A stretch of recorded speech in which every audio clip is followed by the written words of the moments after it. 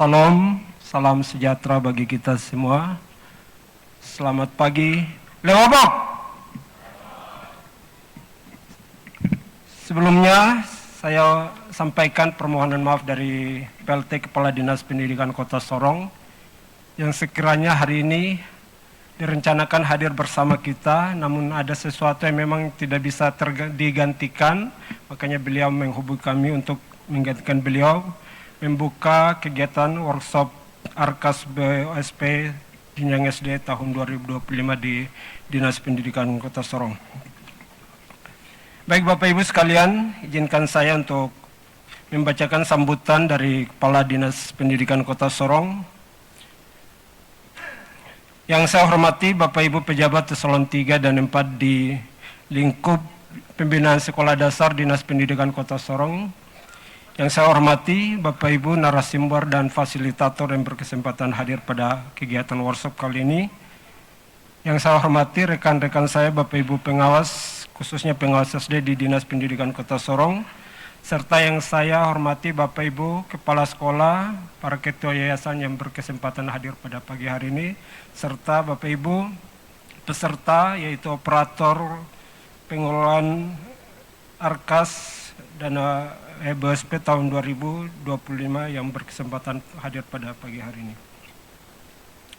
Pertama-tama sebagai umat yang beragama patutlah kita mengucap syukur kehadiran Tuhan Yang Maha Esa, karena atas penyertanya hari ini kita boleh berkumpul bersama di sini, membuka kembali, menambah referensi tambahan ilmu bagi kita semua dalam kegiatan pengelolaan Arkas BOSP SD tahun 2025 yang berkesempatan kita laksanakan pada hari ini. Bapak Ibu yang saya hormati, sebagaimana kita ketahui bersama, pemerintah terus mendorong pengelolaan dana pendidikan yang lebih transparan, akuntabel, dan efektif. Salah satunya yaitu melalui kebijakan dana bantuan operasional satuan pendidikan dan penggunaan aplikasi Arkas sebagai alat bantu pelaporan dan perencanaan anggaran sekolah. Arkas yang kini telah memasuki versi terbarunya, yaitu kalau versi terbarunya sekarang 4.2.12 ya kalau tidak salah, mungkin bisa dikoreksi. Telah memasuki versi terbarunya merupakan aplikasi resmi yang terintegrasi dengan Markas, Sipla, dan SIEPD RI sebagaimana dilaporkan oleh Ketua Panitia tadi. Dan memang dirancang untuk memudahkan satuan pendidikan dalam menyusun, merencanakan kegiatan dan penganggaran serta menyampaikan laporan penggunaan dan secara real time dan sesuai dengan regulasi yang ada. Sementara itu, BOSP sebagai penyempurnaan dari skema dana BOS sebelumnya memberikan fleksibilitas yang lebih besar bagi satuan pendidikan dalam mengelola dana operasional sesuai dengan kebutuhan masing-masing sekolah. Namun perlu diingat bahwasanya fleksibilitas ini juga harus diiringi dengan tanggung jawab pengelolaan yang baik, yaitu jujur dan profesional. Bapak Ibu sekalian yang kami hormati, melalui kegiatan ini kita tentunya berharap para kepala sekolah, bendahara maupun operator, ya yang pertama yaitu mampu memahami mekanisme penyaluran dan penggunaan dana BOSP. Kemudian menguasai penggunaan Arkas sebagai alat bantu penyusunan dan pelaporan dana BOSP. Dan yang ketiga, pada akhirnya dapat meningkatkan kualitas dan tata cara keuangan di satuan pendidikan sekolah masing-masing. Jadi pada kesempatan ini kami mengajak seluruh peserta untuk mengikuti kegiatan ini secara aktif, berdiskusi dan menyampaikan kendala-kendala di lapangan, agar sepulangnya dari sini pelaksanaan kebijakan bisa berjalan dengan optimal di satuan pendidikan masing-masing. Sebagai tambahan Bapak Ibu sekalian, ya sesuai dengan program prioritas dari Kemendikbudristek saat ini atau Kementerian Pendidikan Dasar dan Menengah, salah satunya adalah aplikasi dari Astacita Presiden Prabowo saat ini adalah bagaimana kemudian digitalisasi sekolah itu yang sekarang sangat diharapkan.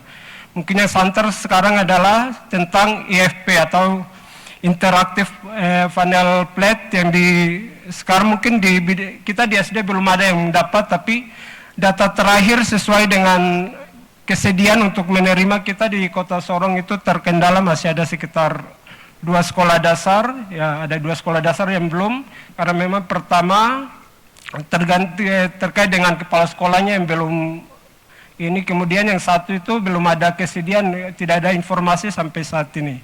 Jadi diharapkan Bapak ini adalah bantuan pemerintah, jadi tidak ada alasan untuk sebenarnya kita untuk menolak hal-hal itu. Karena mau tidak mau kita sudah ada di tahap sekarang harus bersentuhan dengan digitalisasi. Makanya diharapkan kegiatan-kegiatan ini pun Bapak Ibu, ya jangan lagi kemudian ada bendahara yang tidak bisa lagi pegang laptop lagi, alasannya bilang tidak bisa pegang laptop. Karena itu suatu keniscayaan bagaimana Ibu ada penganggaran, ada anggaran dan sebagainya dikelola, kemudian bendahara serahkan kepada orang ketiga untuk input-input dan sebagainya. Ini hal-hal ini harusnya memang kita minimalisir dari sekarang Bapak Ibu. Apalagi sekarang Bapak Ibu terkait dengan digitalisasi sekolah sekarang kan, ya mau tidak mau, salah satu program pemerintah yang ada sekarang kita kenal dengan model pendekatan pembelajaran mendalam, salah satu kerangka pembelajaran di dalam itu adalah bagaimana pemanfaatan digital. Ya, digital itu kan berkaitan dengan teknologi, laptop, PC, proyektor, funnel plate yang akan dibagikan ke sekolah masing-masing Bapak Ibu. Anak-anak menuntut itu, sementara Bapak Ibu tidak bisa menggunakan itu terus, mau dikemanakan barang itu. Jadi sekali lagi Bapak Ibu, mari kita bertransformasi dalam dunia pendidikan saat ini, mau tidak mau, suka tidak suka, Bapak Ibu harus bersentuhan dengan dunia-dunia seperti itu. Harus belajar Bapak Ibu. Tidak usah lagi berpikir asal lagi 2 tahun mau pensiun, jadi tidak usah sentuh-sentuh itu. Itu adalah pola mindset yang kita kenal dengan fixed mindset atau pola pikir tetap seperti itu. Jadi tidak ada mau lagi berkembang. Harapan kita tidak seperti Bapak Ibu, mari kita terus berinovasi karena tuntutan makin hari semakin meningkat. Jadi izin kami juga dari pengawas, dalam artian ini kami perlu sampaikan secara langsung Bapak Ibu terkait dengan pengelolaan kinerja. Di dalam situ pemeriksaan dokumen itu, dokumen dalam artian Bapak Ibu memang tidak upload lagi, tapi tugas kami adalah mengecek apakah kesesuaian kemudian anggaran dengan tujuan peningkatan kualitas pembelajaran di sekolah itu betul-betul dianggarkan tidak di dalam situ. Jadi maksudnya harus seiring Bapak Ibu. Bapak Ibu di kinerjanya tertulis peningkatan pembelajaran, sementara di penganggarannya tidak pernah dianggarkan.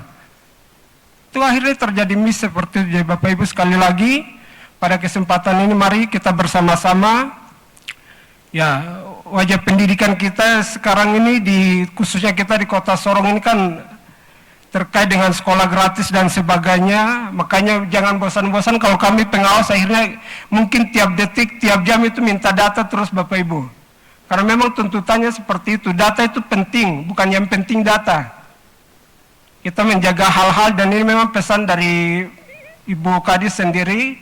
Kami akhirnya terkait dengan kemarin permintaan data real, memang harus data real di lapangan supaya ketika ada penyaluran dan sebagainya itu tepat sasaran dan tidak ada hal-hal yang merugikan kita ke depan. Jadi sebagai Bapak Ibu, saya mohon kerjasamanya. Sekali lagi, pendidikan di Kota Sorong sebagai ujung tombak dalam artian kita di ibu kota provinsi menjadi tanggung jawab kita semua.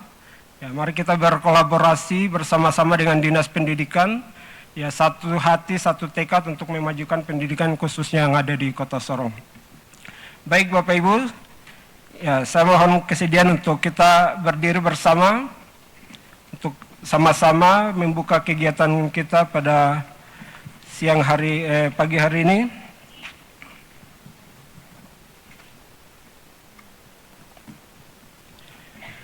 Dengan mengucapkan puji dan puji syukur kehadirat Tuhan Yang Maha Esa, saya atas nama PLT Kepala Dinas Pendidikan Kota Sorong membuka dengan resmi workshop Arkas dan pengelolaan dana BOSP jenjang SD se-Kota Sorong tanggal 16 Oktober tahun 2025 dengan mengkultivasi sebanyak mungkin.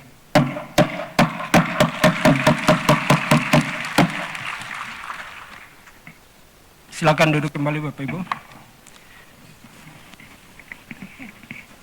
Demikian sambutan mewakili Kepala Dinas Pendidikan Kota Sorong atas perhatian dan kerjasamanya. Saya ucapkan terima kasih.